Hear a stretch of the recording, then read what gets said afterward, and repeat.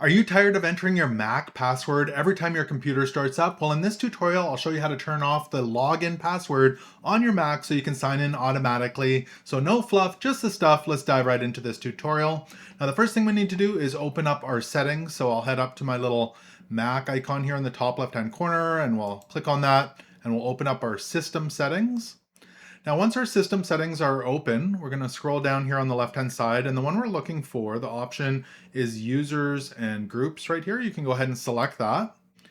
And you can see your user right here. But if you hover down, you're going to see an option that says automatically log in as, and currently that's set to off. So what we want to do is click this drop down here, and you'll see your user here. So Northern Viking, that matches the user here that I'm turning this off for. So we'll go ahead and select that.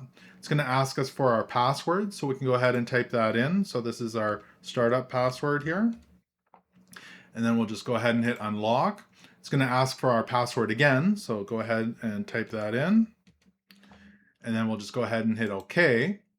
And now when we log in or start up our computer, it's going to automatically log us in. And really, it's that simple to turn off your login password on your Mac. I hope this tutorial helped you out. If it did, make sure to give it a thumbs up and hit that subscribe button. Thank you so much for watching, and until next time, take care.